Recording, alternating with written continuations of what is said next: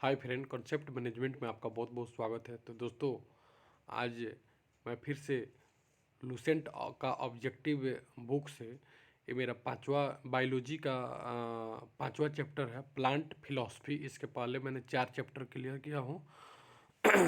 तो आइए पांचवा चैप्टर हम देखते हैं। 2-3 चैप्टर और है, इसको क्लियर करते हैं। चलिए, कह रहा है कि परासरण की परिभाषा है। तो परासरण की परिभाषा इनमें से परासरण की परिभाषा है क्या है? तो एक है अर्ध परागम्य कला में होकर विलय का प्रवाह। दूसरा कह रहा है कि कला के बगैर जल का प्रवाह। तीसरा कह रहा है अर्ध परागम्य कला में होकर कम से कम अधिक सांद्रता की ओर विलायक जल का प्रवाह। उपयुक्त में से कोई नहीं। तो इसका उत्तर आप बताएं। इसका उत्तर हमारा नहीं हुआ है, हम बताएंगे। चलिए दूसरा क्वेश्चन में आते हैं।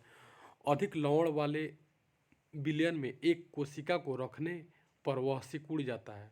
अधिक लवण वाले विलयन में, यानी जिसमें नमक ज़्यादा घुला हो, उसमें एक कोशिका को अगर रख दिया जाता है तो वह सिकुड़ जाता है। क्यों सिकुड़ जाता है? क्योंकि जल बाह्य परासरण द्वारा बाहर निकलता है। जल जो होता है ना, बाह्य परासरण द्वारा बाहर निकलता है। इसलिए जल बाह्य प्रसरण द्वारा बाहर निकलता है, इसलिए अधिक लवण वाले विलयन में कोशिका को रखने पर वह सिकुड़ जाता है। तीसरा क्वेश्चन कह रहा है तीसरा क्वेश्चन कह रहा है कि यदि एक कोशिका आकार में न्यूनीकृत होती है, यदि एक कोशिका आकार में न्यूनीकृत यानी छोटी होती है, जब यह एक बिलियन में साथ रखी जाती है, एक बिलियन में साथ रखी जाती है, तो ऐसे बिलियन को क्या कहते हैं? तो हाइपरटोनिक बिलियन कहते हैं। ऐसे बिलियन को हम हाइपरटोनिक बिलियन कहते हैं। नेक्स्ट क्वेश्चन देखेंगे। एक कोशिका आयतन में बढ़ती है, एक कोशिका आयतन में बढ़ती है जब यह रखी जाती है, जब एक अल्प परासरी बिलियन में रखी जाती है, अल्प परासरी बिलियन में रखी जाती है, तो एक कोशिका आयतन में बढ़ती है। बीज फूलते हैं जब जल में रखे जाते हैं। क्या कारण होता है? अंतः शोषण के द्वारा। क्योंकि जो बीज होता है ना, जल को अंतः शोषित कर लेता है, जिसके चलते बीज क्या हो जाते हैं? फूल जाते हैं और अंकुरित हो जाते हैं पानी हटने पर। लकड़ी के बने दरवाजों का वर्षा ऋतु में फूलना क्या कहा जाता है? वही चीज़ है, अंतः शोषण के द्वारा। लकड़ी के जो दरवाजे होते हैं वो वर्षा ऋतु में फूल जाते हैं, जिस अंतः शोषण के चलते वह टाइट होने लगते हैं, जिसके चलते अच्छा से बैठ नहीं पाते हैं। नेक्स्ट क्वेश्चन देखेंगे। उर्वरकों का अतिरिक्त मात्रा में प्रयोग पौधे की मृत्यु का कारण बनना। क्या कारण है? उर्वरकों का अतिरिक्त मात्रा में प्रयोग, यानी बीज जो होता है ना, उर्वरक, इसका अत्यधिक मात्रा में प्रयोग पौधे की मृत्यु का कारण बन सकता है। क्यों? तो बाह्य प्रसरण के कारण, बाह्य प्रसरण के कारण मृत्यु का कारण बन सकता है। नेक्स्ट को अंतः भी रहेगा। अंतः शोषण, अंतः प्रसरण तथा अस्फीति के कारण, लेकिन बाह्य प्रसरण के कारण अत्यधिक उर्वरक की मात्रा दे दिया जाता है। तो अत्यधिक उर्वरक की मात्रा, अत्यधिक खाद की मात्रा अगर दे दी जाए तो बाह्य प्रसरण के कारण पौधे की मृत्यु हो जाती है। नेक्स्ट क्वेश्चन देखेंगे। पौधों में जल का परिवहन होता है, तो जल का परिवहन जाइलम के द्वारा होता है। इंपॉर्टेंट क्वेश्चन है। उसके बाद भूमि में पौधों की जड़ों के लिए उपलब्ध जल होता है। भूमि जो होता है ना, भूमि में पौधों की जड़ों के लिए उपलब्ध जल होता है, तो उसको कोशिका जल कहते हैं। जो पौधों की जड़ों के लिए जो नीचे के जल होता है, तो उसको कौन सा जल बोलते हैं? तो कोशिका जल बोलते हैं। नेक्स्ट क्वेश्चन हम देखेंगे। कह रहा है कि पौधे की वृद्धि के लिए कितने आवश्यक तत्वों की जरूरत होती है? तो पौधों को फलने फूलने वृद्धि के लिए 16 प्रकार के आवश्यक तत्वों की जरूरत होती है। कितने प्रकार के? तो 16 प्रकार के। Next question. धान का खैरा रोग या लघुपत रोग किस तत्व की कमी से होता है? तो वहीं जस्ता की कमी से होता है। धान का खैरा रोग या लघुपत जो रोग होता है ना, वह जस्ता की कमी से होता है। नेक्स्ट क्वेश्चन देखेंगे। फूल गोभी का बीटेल रोग यानी विप टेल किस तत्व की कमी से होता है? तो एमओ है। एमओ एक धातु है, उसके चलते होता है। फूल गोभी का बीटेल रोग तो एमओ से होता है। एमओ जेडन से नहीं होगा, सीयू से नहीं होगा, एमजी से नहीं होगा, एमओ से होता है। नेक्स्ट क्वेश्चन कहते हैं। नेक्स्ट क्वेश्चन कह रहा है कि पत्तियों की हरी महीनता किसकी कमी से होता है? पत्तियों की हरी महीनता, यानी पत्तियों की हरी महीनता महीनता मैग्नीशियम की कमी के चलते होता है। मैग्नीशियम जहाँ कम हुआ तो तहाँ पत्तियों में हरी हरी चली जाती है, पीलापन आ जाता है, मैग्नीशियम की हरी महीनता हो जाती है। नेक्स्ट क्वेश्चन हम देखेंगे। क्वेश्चन कह रहा है कि पौधे में वायवीय भागों से वाष्प के रूप में जल हानि को क्या कहते हैं? वायवीय भागों से वाष्प के रूप में जल हानि को वाष्पोत्सर्जन कहते हैं।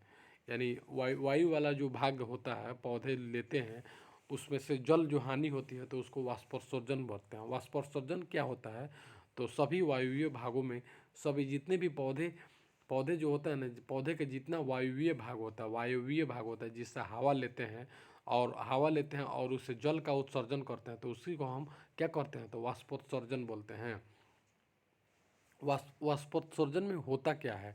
तो वाष्पोत्सर्जन में पत्तियों से पानी वाष्प के रूप में निकलता है। जो पत्ती होती है ना, पत्ती उससे उससे रंध्र उसमें बहुत सारे होते हैं, उससे पानी वाष्प से होकर निकलता है, तो उसको वाष्पोत्सर्जन बोलते हैं। नेक्स्ट क्वेश्चन कह रहा है कि वाष्पोत्सर्जन मापी यंत्र क्या होता है? अगर उस वाष्पोत्सर्जन तो हम समझ गए, पौधे से जो निकलती है पानी की बूंदे उसे वाष्पोत्सर्जन बोलते हैं। और उसको किससे मापा जाता है? तो उसको पोटोमीटर से मापा जाता है। पोटोमीटर से, किस मीटर से? तो पोटो हाइग्रोमीटर कहेगा तो नहीं मारेंगे, क्रैस्कोमीटर भी नहीं मारेंगे, उसके बाद क्लाइनोमीटर भी नहीं मारेंगे, पोटोमीटर मारेंगे। पोटोमीटर जो वाष्पोत्सर्जन होता है उसे पोटोमीटर से पोटो पौधों में वाष्पोत्सर्जन की क्रिया किस में होती है? तो पूरा पौधा में होती है, पत्ती में, तना में, जड़ में, कोनों में नहीं होती है। और वाष्पोत्सर्जन की क्रिया होती है ना पूरा पत्ती में, पूरा पौधा में ही होता है। नेक्स्ट क्वेश्चन देखेंगे। वह दशा जिसमें वाष्पोत्सर्जन अधिक तेजी से होती है तो उसे क्या कहते हैं? तो निम्न नमी व ऊंचा तापमान। निम्न यानी नमी कम होती है और टेम्परेचर हाई होता है तो उसे वाष्पोत्सर्जन अधिक होता है। नमी कम होती है और टेम्परेचर हाई होता है, टेम्परेचर अधिक होगा इसलिए वाष्पोत्सर्जन की क्रिया अधिक होती है। इसलिए निम्न नमी कम होती है और टेम्परेचर हाई होता है तो उसे वाष्पोत्सर्जन अधिक होता है। नेक्स्ट क्वेश्चन देखेंगे। पत्तियों के दो मुख्य कार्य होते हैं। तो पत्तियों के पौधे में जो पत्ती होता है ना उसके दो मुख्य कार्य कौन कौन है? तो वहीं प्रकाश संश्लेषण फोटोसिंथेटिक का कार्य करता है और वाष्पोत्सर्जन, दो काम में होता है पत्ती का। पहला काम प्रकाश संश्लेषण, दूसरा वाष्पोत्सर्जन करना। वाष्पोत्सर्जन मतलब जल का निष्कासन करना। नेक्स्ट क्वेश्चन हम देखेंगे। नेक्स्ट क्वेश्चन कह रहा है कि पौधे में होने वाली क्रियाओं में से एक जो इनका तापमान कम कर सकते हैं यानी टेम्परेचर कम कर सकते हैं, पौधे में वो कौन सी क्रिया है जो होती है और टेम्परेचर को कम कर देती है? तो वही है वाष्पोत्सर्जन जो होता है ना, टेम्परेचर को कम कर देती है वाष्पोत्सर्जन। नेक्स्ट क्वेश्चन देखेंगे। किस क्रिया के फलस्वरूप, कौन सी ऐसी क्रिया है जिसके फलस्वरूप पौधे में ऑक्सीजन का निकास एवं कार्बन डाइऑक्साइड का अवशोषण होता है? ऑक्सीजन का निकास यानी ऑक्सीजन बाहर देता है और कार्बन डाइऑक्साइड अवशोषण होता है, वहीं प्रकाश संश्लेषण होता है जिसके चलते इसीलिए पेड़ पौधों को लगाना चाहिए, क्योंकि पेड़ पौधे से काफ़ी मात्रा में फोटोसिंथेटिक यानी प्रकाश संश्लेषण की क्रिया के द्वारा ऑक्सीजन बाहर निकलता है और कार्बन डाइऑक्साइड उसे लिया जाता है। और रात में सलाह दी जाती है कि पेड़ पौधे के नीचे नहीं सोना चाहिए, क्योंकि रात में जो होता है ना, पेड़ पौधे कार्बन डाइऑक्साइड क्या करते हैं? कार्बन डाइऑक्साइड छोड़ते हैं और ऑक्सीजन लेते हैं, इसलिए दिक्कत हो जाता है। प्रकाश संश्लेषण की क्रिया में निम्नलिखित में से कौन आवश्यक है? क्वेश्चन को पूछ रहा है प्रकाश संश्लेषण की क्रिया में कार्बन डाइऑक्साइड तो आवश्यक है ही है, क्लोरोफिल भी आवश्यक है, सूर्य का प्रकाश भी आवश्यक है, इसलिए उत्तर हो जाएगा हमारा इनमें से सभी। नेक्स्ट क्वेश्चन देखेंगे। कह रहा है कि प्रकाश संश्लेषण की क्रिया में क्या बाहर निकलता है? तो ऑक्सीजन निकलता है, निकलना है तो ऑक्सीजन निकलेगा, और जाता क्या है? तो कार्बन डाइऑक्साइड जाएगा। नेक्स्ट क्वेश्चन कह रहा है कि निम्नलिखित में से कौन सा कथन असत्य है? सत्य के बारे नहीं, असत्य खोजना है। तो पहले सत्य देख लेते हैं कौन कौन है। प्रकाश संश्लेषण सूर्य के प्रकाश में होता है, राइट है, सर्वथा सत्य है। प्रकाश संश्लेषण में कार्बन डाइऑक्साइड का उपयोग होता है, ये भी सत्य है। एक और सत्य है, प्रकाश संश्लेषण में ऑक्सीजन बाहर निकलता है, ये भी सत्य है। जो असत्य है वो क्या कह रहा है? प्रकाश संश्लेषण में ऑक्सीजन का उपयोग होता है, प्रकाश संश्लेषण में ऑक्सीजन का उपयोग होता है, ऑक्सीजन उपयोग नहीं होता है, ऑक्सीजन कार्बन डाइऑक्साइड का उपयोग करता है और ऑक्सीजन बाहर निकलता है। चलिए इसलिए वो असत्य हो गया। नेक्स्ट क्वेश्चन देखेंगे, प्रकाश संश्लेषण की क्रिया का प्रथम चरण क्या होता है? तो सूर्य के प्रकाश द्वारा क्लोरोफिल का उत्तेजन। सूर्य के प्रकाश द्वारा क्लोरोफिल जो पत्ती जो होती है ना, सूर्य के प्रकाश जब पड़ता है तो उसका उत्तेजन हो जाता है। इसके प्रथम प्रक्रिया होती है प्रकाश संश्लेषण की। नेक्स्ट क्वेश्चन देखेंगे, कह रहा है कि प्रकाश संश्लेषण की दर सबसे अधिक होती है। तो प्रकाश संश्लेषण की दर सबसे अधिक लाल रंग के प्रकाश में सबसे तेज होती है। प्रकाश संश्लेषण की दर लाल प्रकाश में सबसे तेज होती है। नेक्स्ट क्वेश्चन देखेंगे, प्रकाश संश्लेषण की दर सबसे कम कौन से होती है? तो सबसे अधिक तो लाल में हम देख लिए और सबसे कम हरे में देखा जाता है। प्रकाश संश्लेषण सबसे कम हरा में देखा जाता है। सबसे ज़्यादा प्रकाश संश्लेषण की दर जो होती है, दर इसका रेट होता है लाल में अधिक और हरा में कम। नेक्स्ट क्वेश्चन देखेंगे, प्रकाश संश्लेषी अंग होता है। प्रकाश संश्लेषी अंग कौन होता है? तो हरित लवक होता है। हरित लवक जो होता है ना, वह क्या होता है? प्रकाश संश्लेषी अंग होता है। पौधे में प्रकाश संश्लेषी अंग होता है। बुझिए कि पौधे का नाक है, उसको हरित लवक कहते हैं। माइट्रोकॉन्ड्रिया पूछेगा तो ये भी गलत हो जाएगा। लाइसोसोम ये भी गलत। राइबोसोम ये सब जूलॉजी का चीज़ होता है, बोटनी में दिया है, इसलिए हरित लवक कहेगा तो प्रकाश संश्लेषी अंगक कहेगा तो हरित लवक मारेंगे। चलिए, प्रकाश संश्लेषण होता है तो केवल दिन में होता है। प्रकाश संश्लेषण की क्रिया जो होती है ना, वह रात में नहीं होती है, केवल दिन में होती है। 43वीं बीपीएस से पूछा हुआ। प्रकाश संश्लेषण के लिए कौन सी गैस आवश्यकता है? तो कौन सी गैस की आवश्यकता होती है? वहीं कार्बन डाइऑक्साइड की आवश्यकता होती है। नेक्स्ट क्वेश्चन देखेंगे, पौधा व पेड़ का खाना तैयार करने की प्रक्रिया को क्या कहते हैं? तो वही फोटोसिंथेटिक्स, इसको इंग्लिश में फोटोसिंथेटिक्स कहते हैं और हिंदी में इसको प्रकाश संश्लेषण बोलते हैं। पेड़ों का खाना है, एक प्रकार का खाना तैयार किया जाता है, उसी को प्रकाश संश्लेषण बोलते हैं। नेक्स्ट क्वेश्चन देखेंगे, क्लोरोफिल यानी जिसको हरित लवक बोलते हैं, हरित लवक जिससे पौधे क्या करते हैं? प्रकाश संश्लेषण की क्रिया करते हैं। में कौन सा धातु आयन पाया जाता है? कौन सा धातु आयन पाया जाता है? वहीं मैग्नीशियम पाया जाता है। हरित लवक क्लोरोफिल आ गया तो मैग्नीशियम मारेंगे। नेक्स्ट क्वेश्चन देखेंगे, सर्वाधिक प्रकाश संश्लेषी क्रियाकलाप कहाँ चलता है? तो प्रकाश के नीले व लाल क्षेत्र में। नीला लाल, तो प्रकाश संश्लेषण में दो गो रंगे का प्रयोग होता है। लाल में सबसे अधिक होता है तथा हरा में कम होता है। और सबसे अधिक क्रियाकलाप कहाँ चलती है? तो लाल में अधिक और नीला में, और क्या बोलते हैं, हरा में कम। और नीला और लाल जो होता है ना, नीला और लाल, उसमें सबसे अधिक प्रकाश संश्लेषी क्रियाएँ होती है। चलिए, इसके बाद क्वेश्चन कर रहे हैं कि प्रकाश संश्लेषण के दौरान पैदा होने वाली ऑक्सीजन का स्रोत क्या है? तो वहीं ऑक्सीजन का स्रोत जल है। जो प्रकाश संश्लेषण में जो ऑक्सीजन जो निकलता है ना, वह जल उसका मेन स्रोत है, जल। चलिए, इसके बाद हम देखेंगे निम्नांकित ऊर्जा रूपांतरणों में से ऊर्जा का रूपांतरण जो होता है ना, किसके द्वारा प्रकाश संश्लेषण की क्रिया संपादित होती है? तो प्रकाश से रासायनिक ऊर्जा। प्रकाश ऊर्जा से ऊर्जा का रूपांतरण हो जाता है। सबसे पहले प्रकाश ऊर्जा आती है और जो उसका संश्लेषण होता है, फोटोसिंथेटिक्स होता है, खाना बनाते हैं पौधे, तो रासायनिक ऊर्जा में परिवर्तित हो जाती है, यानी प्रकाश ऊर्जा को रासायनिक ऊर्जा में बदल देता है। नेक्स्ट क्वेश्चन देखेंगे, प्रकाश संश्लेषण में पर्णहरित की भूमिका क्या होती है? पर्णहरित वही प्रकाश का अवशोषण करता है। पर्णहरित वही पत्ता क्या करता है? वही प्रकाश का अवशोषण करता है और भोजन बनाता है कार्बन डाइऑक्साइड की मौजूदगी में। नेक्स्ट क्वेश्चन देखेंगे, प्रकाश संश्लेषण में पौधे कौन सी गैस अवचूषण करते हैं? प्रकाश संश्लेषण में अवचूषण करते हैं। अवचूषण मतलब चूसते हैं। कौन सा गैस लेते हैं? तो कार्बन डाइऑक्साइड गैस लेते हैं। एक ही क्वेश्चन को तरह तरह से घुमाया है। चलिए, प्रकाश संश्लेषण में हरे पौधे द्वारा कौन सी गैस छोड़ी जाती है? तो वही ऑक्सीजन छोड़ी जाती है। इंपॉर्टेंट क्वेश्चन है। इसके बाद हम देखेंगे प्रकाश संश्लेषण के समय निकलने वाली गैस का क्या नाम है? तो वही है, ऑक्सीजन है। एक ही क्वेश्चन है। प्रकाश संश्लेषण क्रिया में मुक्त होने वाली ऑक्सीजन गैस कहाँ से आती है? तो वही जल से आती है। जल से ऑक्सीजन कहाँ से आती है? तो जल से आती है। प्रकाश संश्लेषण की क्रिया होती है तो क्लोरोप्लास्ट में होती है। एक क्वेश्चन पहले मिल चुका है। पत्ती में कहेगा, पत्ती के ऊतक में कहेगा तो गलत हो जाएगा। संपूर्ण पौधा में कहेगा तो गलत हो जाएगा, लेकिन क्लोरोप्लास्ट कहेगा ना तो सही माना जाएगा। नेक्स्ट क्वेश्चन देखेंगे, प्रकाश संश्लेषण का प्रथम स्थिर यौगिक कौन है? तो ग्लूकोज है। ग्लूकोज जो होता है ना, प्रकाश संश्लेषण का प्रथम स्थिर यौगिक माना जाता है, प्रथम स्थिर यौगिक है। नेक्स्ट क्वेश्चन देखेंगे, ऐसी जैविक क्रिया बताएं जिसमें शर्करा तथा वसा का ऑक्सीकरण होता है। शर्करा तथा वसा का ऑक्सीकरण होता है तथा ऊर्जा मुक्त होती है, उसे क्या कहते हैं? तो श्वसन। यहाँ से टॉपिक चेंज हो रहा है। वैसे ऐसी जैविक क्रिया बताएं या यौगिक क्रिया जैविक क्रिया बताएं जो जीव जंतुओं में होती है जिसमें शर्करा तथा वसा का ऑक्सीकरण होता है। ऑक्सीकरण, ऑक्सीडाइजेशन होता है, ऑक्सीडाइजेशन होता है तथा ऊर्जा जिसमें मुक्त होती है। ऑक्सीकरण होगा तो ऊर्जा मुक्त होती है, तो उसे क्या कहते हैं? तो उसे श्वसन कहते हैं। नेक्स्ट क्वेश्चन देखेंगे, श्वसन जो होता है ना, श्वसन तो हो गया। श्वसन को मापा कैसे जाता है? तो रेस्पिरोमीटर के द्वारा श्वसन को मापा जाता है। पौधे में श्वसन को रेस्पिरोमीटर के द्वारा मापा जाता है। कार्बन डाइऑक्साइड गैस मुक्त होती है तो कार्बन डाइऑक्साइड गैस जो होती है मुक्त होती है, तो वही श्वसन के अंतर्गत कार्बन डाइऑक्साइड गैस मुक्त होती है, श्वसन के अंतर्गत मुक्त होती है। रात्रि में वृक्षों के नीचे सोने की सलाह नहीं दी जाती है, क्योंकि क्या होता है? ये क्वेश्चन बताए थे, ये रात्रि के समय कार्बन डाइऑक्साइड छोड़ते हैं।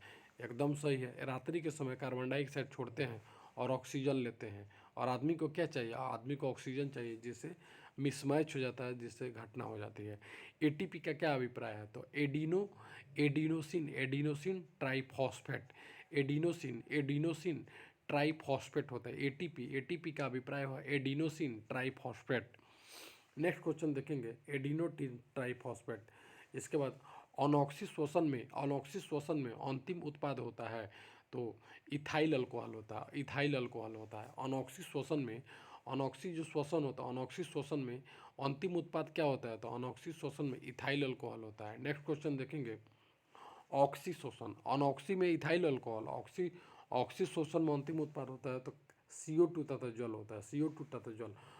अनऑक्सी में इथाइल अल्कोहल तथा ऑक्सी में CO2 तथा जल होता है, ऑक्सी में CO2 तथा जल होता है। नेक्स्ट क्वेश्चन देखेंगे, कर रहे हैं नेक्स्ट क्वेश्चन कि भूमि में अधिक गहराई पर बोए गए बीज प्राय अंकुरित नहीं होते हैं। अधिक गहराई पर बोए गए बीज अंकुरित नहीं होते, क्या कारण है? इन्हें वायु नहीं मिल पाती है, मेन बात है, इन्हें वायु की कमी हो जाती है, इसीलिए नहीं मिल पाती। इसके बाद देखेंगे, कोशिका के भीतर श्वसन का केंद्र क्या होता है? तो उसे माइट्रोकॉन्ड्रिया। कोशिका के जो भीतर जो श्वसन होता है ना, उसे माइट्रोकॉन्ड्रिया बोलते हैं, उसे क्या बोलते हैं? माइट्रोकॉन्ड्रिया। नेक्स्ट क्वेश्चन देखेंगे, ग्लाइकोलिसिस का अंतिम उत्पाद क्या होता है? ग्लाइकोलिसिस का अंतिम उत्पाद क्या होता है? तो पायरुविक अम्ल होता है। ग्लाइकोलिसिस का अंतिम उत्पाद होता है पायरुविक अम्ल होता है। नेक्स्ट क्वेश्चन देखेंगे, निम्नलिखित में से कौन एक पादप हार्मोन है? पादप हार्मोन कौन है? तो पादप हार्मोन एक ऑक्सीजन है। एड्रिनल कहेगा तो गलत हो जाएगा, इंसुलिन कहेगा गलत है, सेक्रेटिन कहेगा तो गलत। निम्नलिखित में से कौन एक पादप हार्मोन है? तो ऑक्सिन जो होता है ना पादप हार्मोन है। उसके बाद 2,4-D है। 2,4-D एक खरपतवारनाशी है। 2,4-D एक क्या है? तो एक खरपतवारनाशी है। 2,4-D एक खरपतवारनाशी है। नेक्स्ट, हार्मोन के संबंध में निम्न में से कौन सा कथन सही है? तो हार्मोन में से कौन सा कथन सही है?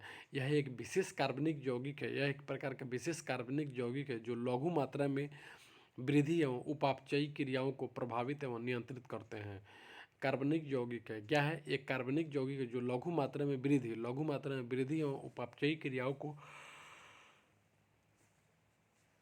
प्रभावित एवं नियंत्रित करते हैं। नेक्स्ट क्वेश्चन हो गया, उसके बाद इन्हें वृद्धि नियंत्रक पदार्थ भी कहते हैं। उसके बाद है, इसका प्रभाव विभिन्न सांद्रता और विभिन्न अंगों पर अलग अलग होता है। इसका प्रभाव विभिन्न सांद्रता और विभिन्न अंगों पर अलग अलग होता है। नेक्स्ट क्वेश्चन देखेंगे, इंडोल एसिटिक अम्ल क्या है? तो ऑक्सीन है। इंडोल एसिटिक अम्ल क्या है? इंडोल एसिटिक अम्ल क्या होता है? तो वह एक ऑक्सीन है। इंडोल एसिटिक अम्ल क्या है? तो ऑक्सीन है। इंडोल एसिटिक अम्ल क्या है? तो ऑक्सीन है। नेक्स्ट क्वेश्चन देखेंगे, ऑक्सीन से संबंधित कौन सा कथन सही है? ऑक्सीन से संबंधित ऑक्सीन क्या है? तो इसके कारण पौधे में शीर्ष प्रमुखता हो जाती है। यह पत्तियों का बिलगन रोकता है, यह खरपतवार को नष्ट कर देता है, यह पत्तियों का यह पत्तियों के विलयन को रोकता है तो इसके कारण पौधे में शीर्ष प्रमुखता हो जाती है, शीर्ष प्रमुखता हो जाती है। नेक्स्ट क्वेश्चन देखेंगे, किस पादप हार्मोन के छिड़काव से अनिषेक फल प्राप्त किए जाते हैं, अनिषेक फल प्राप्त किया जाता है, अनिषेक फल प्राप्त किया जाता है तो ऑक्सिन के छिड़काव किया जाता है, ऑक्सिन का छिड़काव किया जाता है जिससे अनिषेक फल प्राप्त होता है, ऑक्सिन का छिड़काव किया जाता है जिससे अनिषेक फल प्राप्त होते हैं। नेक्स्ट क्वेश्चन देखेंगे, निम्न में से कौन सा पादप हार्मोन बौने पौधे को लंबा कर देता है, बौना जो छोटा छोटा पौधा है ना उसको लंबा कर देता है तथा फूल बनाने में भी मदद करता है। तो जिब्रेलिन जो होता है ना बौने पौधे को लंबा कर देता है तथा फूल बनाने में मदद करता है, जिब्रेलिन। नेक्स्ट, कोशिका विभाजन में मदद करने वाला पादप हार्मोन क्या है, तो साइटोकाइनिन है। कोशिका का जो विभाजन होता है उसमें मदद करने वाला पादप का होता है साइटोकाइनिन है। नेक्स्ट क्वेश्चन देखेंगे, निम्नलिखित में से कौन सा पादप हार्मोन बीजों को सुषुप्तावस्था में रखता है, बीजों को सुषुप्तावस्था में रखता है तथा पत्तियों के विलयन में मुख्य भूमिका निभाता है। तो एब्सिसिक एसिड होता है, वह क्या होता है, तो एब्सिसिक एसिड होता है। नेक्स्ट क्वेश्चन देखेंगे, कह रहा है कि फल पकाने वाले हार्मोन होते हैं तो इथिलीन, फल पकाने वाले हार्मोन को इथिलीन कहते हैं। ऑक्सिन होते हैं तो ऑक्सिन क्या होता है, तो ऑक्सिन एक वृद्धि हार्मोन होता है, ऑक्सिन जो होता है ना वह वृद्धि हार्मोन होता है। जिब्रोलिन पृथक किया जाता है तो एक कोवक से, जिब्रोलिन जो होता है ना वह कोवक से पृथक किया जाता है। नेक्स्ट क्वेश्चन देखेंगे, निम्न में से कौन एक खरपतवार मारक है, तो खरपतवार मारक है 2,4-D है। 2,4-D जो होता है ना एक खरपतवार मारक है, नाशक है, खरपतवार नाशक कीटनाशक खरपतवार नाशक है। पादप वृद्धि अनुमापन के साथ पादप वृद्धि अनुमापन के साथ किस भारतीय वैज्ञानिक का नाम जुड़ा है, तो जेसी बोस का नाम जुड़ा हुआ है।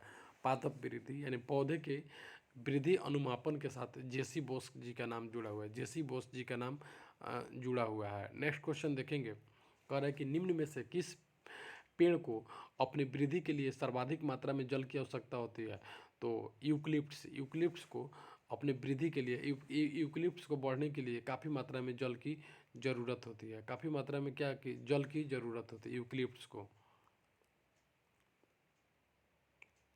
चलिए इसके बाद हम देखेंगे वह यंत्र जिसके द्वारा तने की वृद्धि दर तना जो होता है ना उसकी वृद्धि दर सही रूप से नापी जाती है तो उसको ऑक्जेनोमीटर कहते हैं, उसको ऑक्जेनोमीटर, तना की वृद्धि दर को मापी जाती है उसे एक्जोनोमीटर कहते हैं। नेक्स्ट क्वेश्चन देखेंगे, पौधे में वृद्धि होती है तो पौधे में जीवन पर्याप्त वृद्धि होती है, किस कब होती है, तो जीवन पर्याप्त यानी जब तक ले रहते हैं तब तक ले वृद्धि होती रहती है। नेक्स्ट, समय और आकार के संदर्भ में होने वाली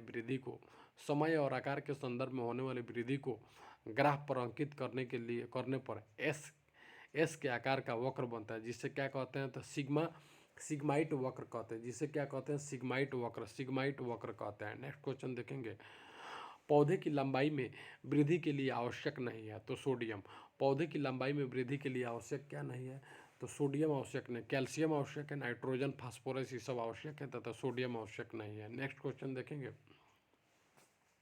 पौधे की वृद्धि गतिया को प्रकाश उद्दीपन के कारण होते हैं, पौधे की वृद्धि गतियाँ जो प्रकाश उद्दीपन के कारण होती है उन्हें क्या कहते हैं, तो उसे हेलियोट्रॉपिज में कहते हैं। पौधे की वृद्धि गतिया को प्रकाश उद्दीपन के कारण होती है उसे हेलियोट्रॉपिज में कहते हैं। नेक्स्ट क्वेश्चन देखेंगे, बाह्य उद्दीपन द्वारा प्रेरित पादप गति कहलाती है तो कंपानुकुंचन कहलाती है। बाह्य उद्दीपन द्वारा प्रेरित पादप गति प्रेरित पादप गति क्या कहलाती है, तो कंपानुकुंचन कहलाती है। नेक्स्ट क्वेश्चन देखेंगे, कह रहा है कि छुई मुई जो होता है पौधा होता है कि पत्ती में गति होती है तो कंपानुकुंचन छुई मुई के पौधे में गति होती है, छुई मुई की पत्ती में गति होती है कंपानुकुंचन। नेक्स्ट क्वेश्चन देखेंगे, कह रहा कि स्पर्श करने पर छुई मुई पौधे की पत्तियां मुरझा जाती है, क्या कारण है, तो पर्णाधार का स्फीति दाब बदल जाता है, पर्णाधार का स्फीति दाब बदल जाता है, अस्फीति दाब बदल जाता है, पर्णधार का अस्फीति दाब बदल जाता है। नेक्स्ट क्वेश्चन देखेंगे।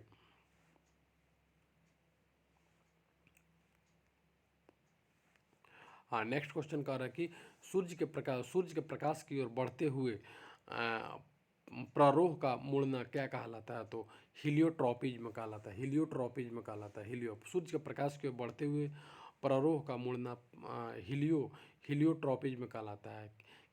इसके बाद हम देखेंगे किसी आधार के चारों ओर मटर के प्रतान का लिपटना, किसी आधार के चारों ओर मटन के प्रतान का लिपटना एक अच्छा उदाहरण है। तो एक क्या है? तो अस्पार्शनुवर्तन का उदाहरण, अस्पार्शनुवर्तन का उदाहरण है। किसी आधार के चारों ओर मटन के प्रतान का लिपटना एक अच्छा उदाहरण है, अस्पार्शनुवर्तन का उदाहरण है। नेक्स्ट क्वेश्चन देखेंगे। संडीव तथा वीनस फ्लाई ट्रैप, संडीव तथा वीनस फ्लाई ट्रैप कीटभक्षी पौधे में गति होती है। तो स्पार्शनुकुंचन गति के द्वारा संडीव तथा वीनस फ्लाई ट्रैप कीटभक्षी पौधे में गति होती है, तो स्पार्शनुकुंचन गति होता है। नेक्स्ट क्वेश्चन देखेंगे। जड़ें घनात्मक तथा भुन्यानुवर्तन होती है, तो अधिकांश होती है। जड़ें जो होता है ना, घनात्मक तथा भुन्यानुवर्तन होती है, तो अधिकांश होती है। नेक्स्ट क्वेश्चन देखेंगे। पेड़ों की पत्तियों में पाए जाने वाला हरा पदार्थ क्या कहलाता है? तो क्लोरोफिल कहा जाता है। पेड़ों की पत्तियों में हरा पदार्थ क्या क्लोरोफिल कहा जाता है। नेक्स्ट क्वेश्चन देखेंगे। प्रकाश संश्लेषण की क्रिया कैसे होती है? तो कार्बन डाइऑक्साइड से होती है, पानी से, क्लोरोफिल से, इनमें से सभी से होती है। नेक्स्ट क्वेश्चन कह रहा है कि निम्नलिखित पर विचार कीजिए। मौसम्बी के पौधे का प्रवर्धन कोमल बंद तकनीकी द्वारा होता है, तथा चमेली के पौधे का प्रवर्धन दाब तकनीकी द्वारा होता है। तो एक और दो दोनों सही है। मौसम्बी के पौधे का प्रवर्धन कोमल बंद तकनीकी द्वारा होता है, कोमल बंद तकनीकी होता है, तथा चमेली के पौधे का प्रवर्धन दाब तकनीकी द्वारा होता है, दाब तकनीकी द्वारा, कोमल बंद और दाब तकनीकी के द्वारा होता है।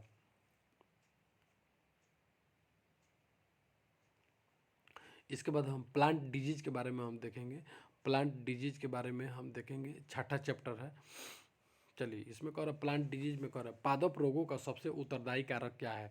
तो फफूंदी। पादप में जो रोग होता है, पौधे में जो रोग होता है, उसमें सबसे उत्तरदायी कारण होता है जीवाणु, विषाणु, प्रोटोजोआ, तो सब नहीं होगा, लेकिन फफूंदी होगा।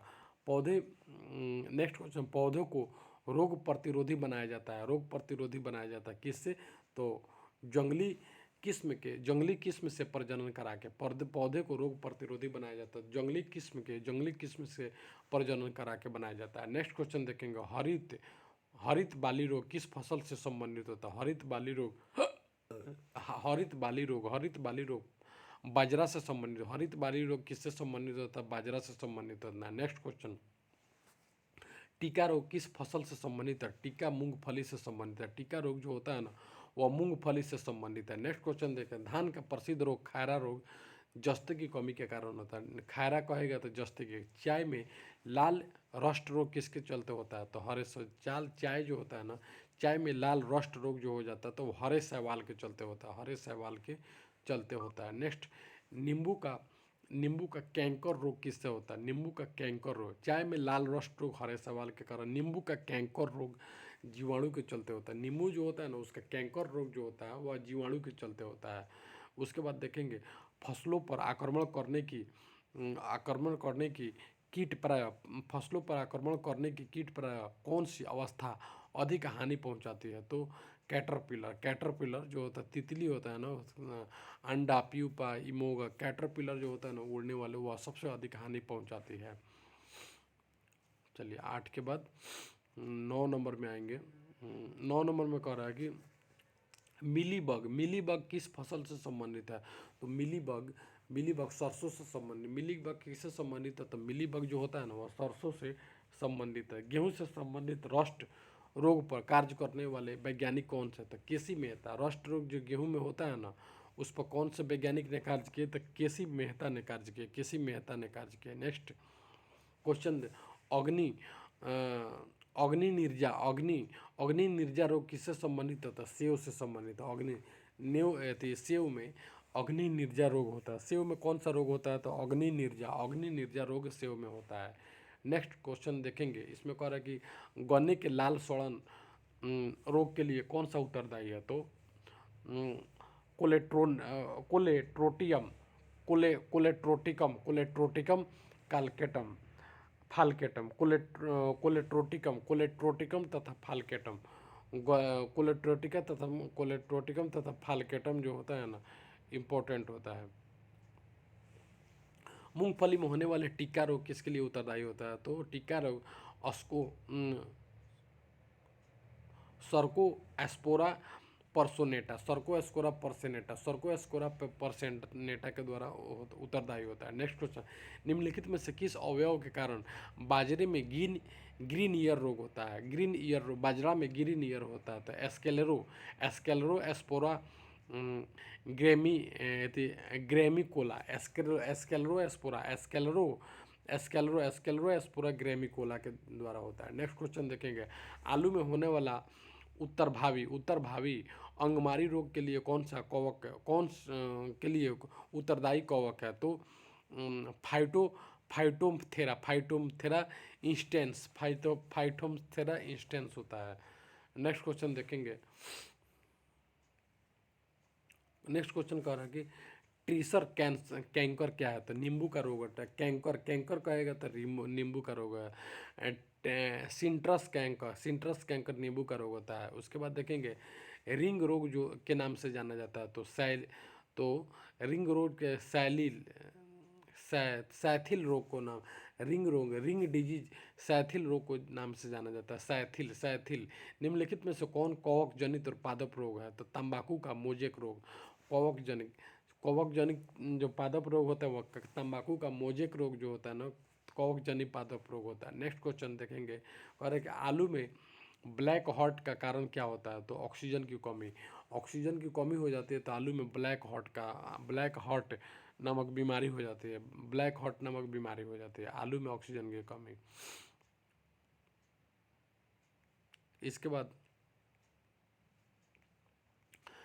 सुमेलित करने वाला है क्वेश्चन, सुमेलित करने वाला इसको हम देखेंगे। इसको देखेंगे, पादप रोग दिया हुआ और उससे होने वाले पादप रोग और किससे होता है? वो गन्ना का लाल सड़न होता है। तो गन्ना का लाल सड़न फफूंदी से होता है तथा टिटरस कैंकर होता है। तो टिटरस कैंकर जो होता है ना, टिटरस कैंकर जीवाणु के द्वारा होता है। आलू का कृष्णकांत रोग होता है।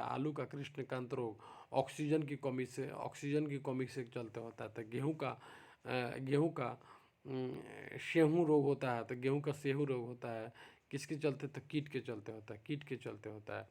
लाल सड़न, गन्ना का लाल सड़न फफूंदी के चलते होता है तथा कैंसर टिटर जीवाणु के चलते होता है। कृष्णकांत ऑक्सीजन की कमी के चलते।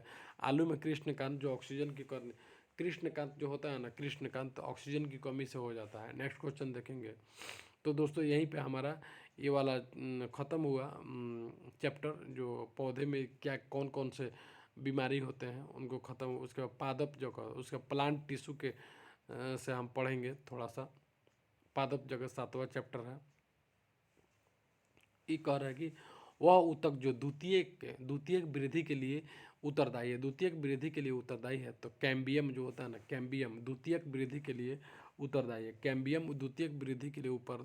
है। नेक्स्ट क्वेश्चन देखेंगे, व्यापारिक कॉर्क प्राप्त होती है। व्यापारिक कॉर्क जो होती है तो कॉर्क कैम्बियम से प्राप्त होती है। व्यापारिक कॉर्क जो होती है ना, कॉर्क कैम्बियम से प्राप्त होती है। पादपों में बना खाद्य पदार्थ पौधे के विभिन्न अंगों में किसके द्वारा पहुंचाता है? तो जाइलम फ्लोएम द्वारा विभिन्न भागों में पहुंचाता है। पहुंचाने का काम फ्लोएम करता है। जाइलम फ्लोएम पहुंचाता है और रिटर्न करता है जाइलम। नेक्स्ट, पादपों में जल तथा खनिज लवण का संचालन किसके द्वारा होता है?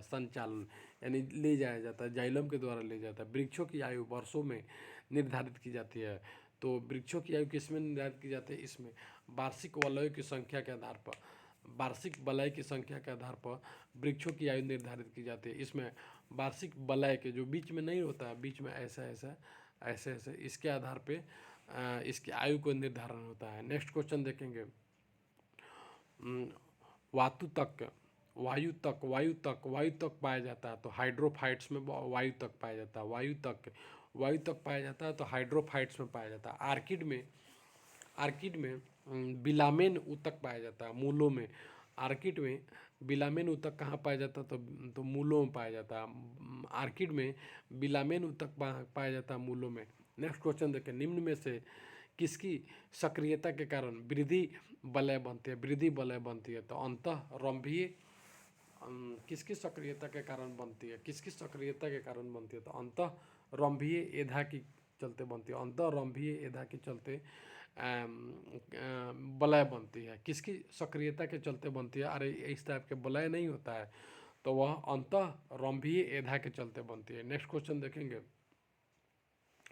समुद्र के किनारे उगने वाले पौधे में वार्षिक वलय नहीं होते हैं। समुद्र के किनारे जो पौधे उगते हैं उसमें वार्षिक वलय गोल गोल वलय नहीं होता है क्योंकि अस्पष्ट जलवायुवीय विभिन्नता नहीं होती। स्पष्ट जलवायु विभिन्नता इसमें नहीं होती, इसलिए यहाँ पे क्या नहीं होता है तो वार्षिक वलय नहीं होता है। नेक्स्ट क्वेश्चन देखेंगे, नेक्स्ट क्वेश्चन कह रहा है कि एक वृक्ष के पुराने तने की अनुप्रस्थ काट, एक वृक्ष के पुराने तने की अनुप्रस्थ काट में 50 वार्षिक वलय मिलते हैं। तो वृक्ष की आयु कितनी होती है तो 50 वर्ष। जितना वलय होते हैं उतना वर्ष उसका उम्र होती है। नेक्स्ट क्वेश्चन देखेंगे, सन 1985 में एक वृक्ष में एक साइन बोर्ड की कील भूमि से 5 फीट की ऊंचाई पर लगाई जाती है और 85 में लगाई जाती है। और 1998 में यह कील कितनी ऊंचाई पर होगी? यदि वृक्ष प्रति वर्ष 4 इंच बढ़ता है तो 5 फीट की ऊंचाई पर होगी, तो 5 फीट की ऊंचाई पर होगी।